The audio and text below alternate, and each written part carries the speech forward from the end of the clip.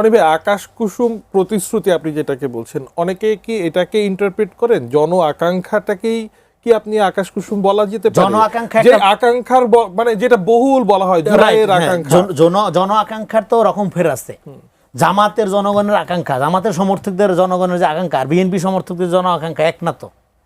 আবার ধরেন এনসিপি যখন জোট করে নাই, তার যে আকাঙ্ক্ষা, তো দুই দল রেগাইলেই তো পরে না তারা যায় জোট করলো। তো আপনার এখানে জন আকাঙ্ক্ষা একটা ভেগ টার্ম, এটা একটা অ্যাবস্ট্রাক্ট টার্ম। জন আকাঙ্ক্ষা বললে কিছু হয় না। আমি যদি বলি জনগণ আমার সাথে আছে, বললে আমি 1000 লোক হাজির করবো আপনার অফিসের সামনে মিছিলের মতো, হ্যাঁ রাসেল হাজির করবে, আপনার ডাক দিলে 2-4টে আসবে, তো ফলে আমি বলবো জনগণ আমার সাথে আছে, ও বলবার সাথে আছে, আপনি বলবেন আপনার সাথে আসতে। ফলে এখানে তাহলে একটা কমন গুডের জায়গায় আসতে হবে, তাই না? সে কমন গুড কীভাবে আসবে? ভ্যালু প্লুরালিটির মধ্য দিয়ে আসবে। ফলে যে রাজনীতির মধ্যে ভ্যালু প্লুরালিটি নেই, যে রাজনীতি একটা ইডিওসেন্ট্রিক রাজনীতি, আলোচনা আমি বহুবার বহু সময় ধরে করতেছি, বহু দিন ধরে করতেছি, সেখানে আপনি যদি মানে একটা ইনক্লুসিভিটি আশা করেন, সেটা তো হবে না।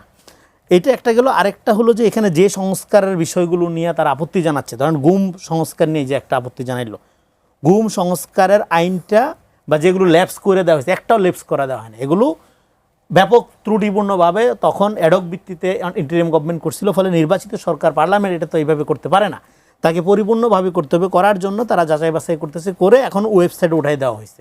উঠাই দিলে এই যে এখন আলোচনা সমালোচনা আমরা করছি, সেখানে আপনি ইন্টারিম আমলে এটা রেখে দিয়ে হলো 10 বছর সাজা, এখন এটা যাবজ্জীবন শাস্তির জায়গায় আসলো। আরেকটা প্রধান আপত্তি যেটা তুলতেছে সেটা হলো পুলিশ এটা ইনভেস্টিগেট করলে এখানে ন্যায় বিচার নিশ্চিত হবে কিনা সেই বিষয়। আচ্ছা, এখন আরেকটা ঢালাওভাবে যেটা বলা হচ্ছে, এই আপনার হাসিনার আমলে গুমকারী বাহিনী কি শুধু পুলিশ ছিল? বাকি বাহিনী গুম করে নাই? বাকি বাহিনী তো বেশি গুম করছে। র্যাবকে প্রথম নিষিদ্ধ করা হয়েছিল কাকে? র্যাবের উপর যে স্যাংশন দেওয়া হইল, কেন দেওয়া হয়েছিল? প্রধান কারণ কি ছিল? বিচার বহির্ভূত হত্যাকাণ্ড, গুম।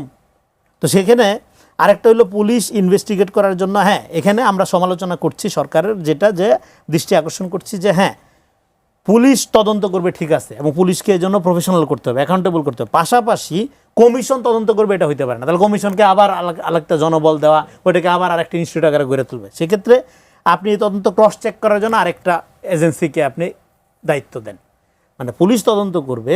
এট দ্য সেম টাইম আপনি এখানে ডিবি বা অন্য ইন্টেলিজেন্স বা এনএসআই, মানে তারা প্যারালাল কাজ করবে নাকি পুলিশের তদন্তের পরে যে আবার স্ক্রুটিনি করবে আচ্ছা, এবং সেখানে অভিযোগ করারও সুযোগ থাকতে হবে, হ্যাঁ তাহলে এবং সে তাহলে যেটা হবে, বা অথবা আপনি যদি ক্রস চেক, মানে একটা ব্যালেন্সের ব্যবস্থা যদি রাখেন, যেহেতু পুলিশের উপর সেই পূর্ণ আস্থাটা এখানে স্বাভাবিকভাবেই নাই, ফলে এই দাবি যারা তুলছে, এই দাবি ন্যায্য, এই দাবির যৌক্তিকতা নিয়ে আমার কোনো সমস্যা নেই। কিন্তু এট দ্য সেম টাইম রাষ্ট্র যে ফাংশন করে, এটা তো আপনার বুঝতে হবে।